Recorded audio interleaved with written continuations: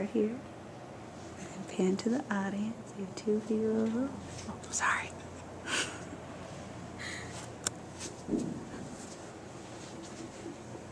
Okay, hello everybody. I am going to do a presentation on Johann Sebastian Bach and about how his music is more dignified than other composers of his time that might be mixed up with him, such as Beethoven and Mozart. First I'm going to go into his early life, which is Johann Sebastian Bach was born in 1685, and he was German. He was a child prodigy, and he knew the organ, the harpsichord, the viola, and he was a violinist as well. He was born into a very musical family. His father exposed him to much contemporary music, and he was accepted to go to St. Michael's School in Nuremberg because of his singing skills. When people think of Bach, they might think of Beethoven and Mozart as well, but as you can see from these pictures that I have up here, Beethoven has a much more dignified look than the other two. Mozart is very, feminine, I guess you could say, but his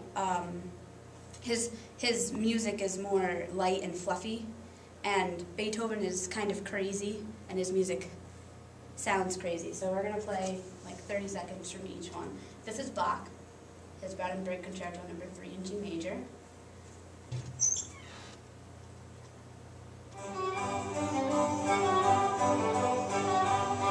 So the use of high and low kind of shows his roundness. It's a picture of. So it's kind of like sacred music that evokes nice emotions. This is Mozart with his piano concerto. Very high voices, floaty. So this is completely different styles.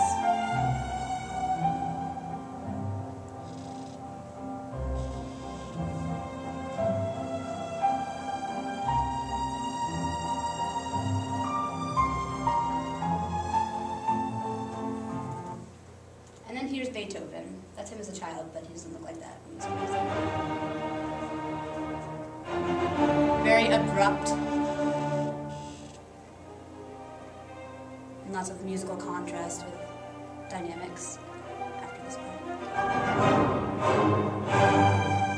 So it shows that he kind of did what he wanted.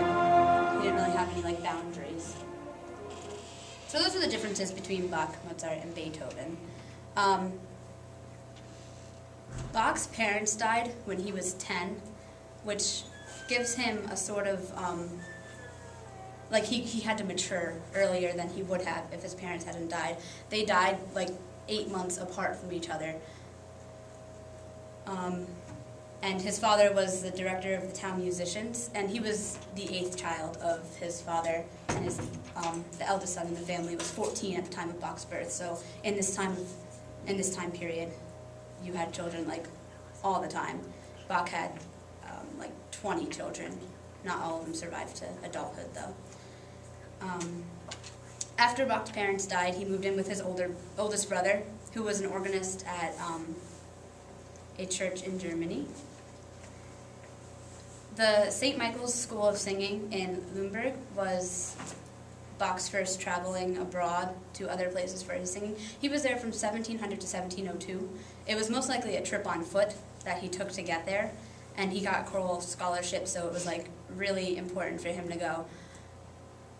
His 2 years there were very critical in exposing him to all of the organists and famous composers that he knows now. He visited the Church of St. John and heard and possibly played the church's most famous organ that was built in 1549, which is a really big deal in Germany. After he went to school, he went to Weimar, and he worked for the Duke in Weimar. At Weimar, his reputation as a keyboardist spread so much that he was invited to inspect the new organ and give an inaugural recital at St. Boniface's Church in Arnstadt. which was located 40 kilometers southwest of Weimar, which was also probably traveled to on foot. This was his worst job because he was involved in slave-like activities instead of musical activities. He took 2 years off of this to go to Mulhausen because he was offered a better job, but then in 1708 he came back to Weimar because he was offered an even better job that didn't involve all of those slave-like qualities. In 1717 is when he left Weimar the second time. He went to Cologne.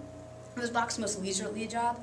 He was paid well, he was appreciated, he had freedom, and he went abroad with his patron frequently, which is very nice for his patron to do. He left that job after his wife died, and he moved to Leipzig, where Bach worked until his death. This is where most of his cantatas and works were written and performed, and he performed them by himself.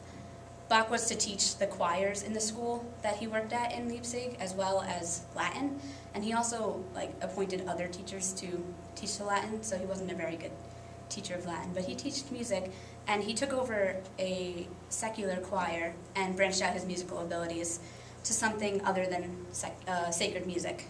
His final work was the Vordinen throughout each Einen, which it just has this special quality to it. I'm going to talk during it. You can see it. It's very slow, very dignified. He died in 1750, which is when the end of the Baroque period was. And we still sing many of his songs today. And his music created the basic form of many of the choral music